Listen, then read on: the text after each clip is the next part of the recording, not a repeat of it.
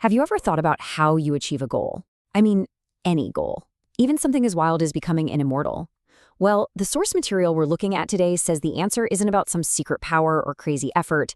It all comes down to one single powerful idea: conditions. And it all starts with this simple proverb: a clever housewife can't cook without rice. That really nails it, doesn't it? No matter how skilled you are, you can't just make a meal out of thin air. You need the ingredients. You need the raw materials. The conditions have to be met first. So let's really dig into this. The author doesn't just present this as, a nice thought. They frame it as a fundamental rule of the universe, a law that they say controls everything, from how a tiny seed grows to the entire sweep of human history. And here it is, laid out plain and simple. It almost sounds obvious when you hear it like that, right? But think about what it really means. The implications are huge.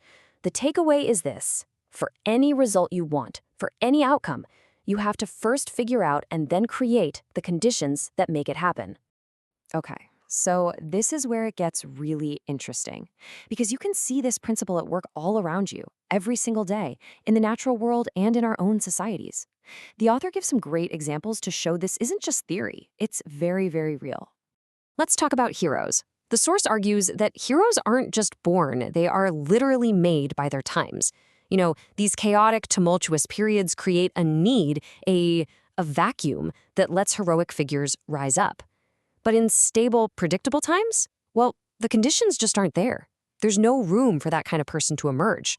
Or think about it biologically. A single seed has the potential to become a giant tree, but that potential is completely locked away. It can't do anything on its own without the right external conditions. You need the soil, the water, the sunlight. Without them, it's just a seed. The outcome, the tree, is 100% dependent on its environment. Now, here's a really sharp question the author asks to make us think. Was it because there were no smart or ambitious people back then? No way. The answer lies somewhere else entirely. The answer, of course, wasn't a lack of talent. It was the conditions. The whole economic and political system back then just didn't have the soil for a billionaire to grow in. The conditions just weren't fertile for that specific result. You simply cannot get the outcome if the system doesn't allow for it. And just to really hammer this home, we get a few more quick-fire examples. A fish needs water, obvious, right?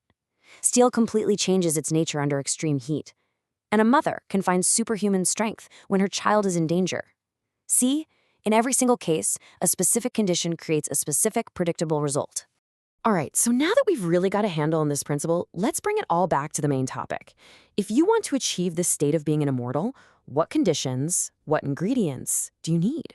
The author uses another one of these great, simple analogies. You wouldn't go looking for a cow in a pigsty, would you? The environment is just fundamentally wrong. Well, the author claims it's the same thing with our modern world. Our society, with all its pressures and values, is just the wrong environment to produce an immortal. So this brings us right to the core of it. If our world is the wrong pigsty, then what does the right environment actually look like? What are these magical conditions? Well, here's the author's list. And what's interesting is that it's this whole package deal. It's got external things, like being financially secure and living in nature, but it also puts a huge emphasis on the internal conditions. Having a mind that's free from all that worldly desire and anxiety, and being surrounded by people who get it. So what happens if someone actually manages to create this exact environment for themselves? Well, according to the author, the outcome isn't just likely, it's a sure thing. It's inevitable. And this, right here, is the author's ultimate claim.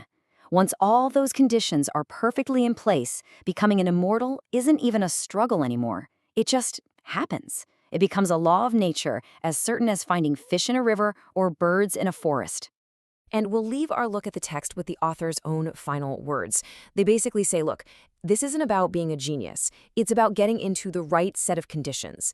Conditions which, the author claims, they have created and can lead you to.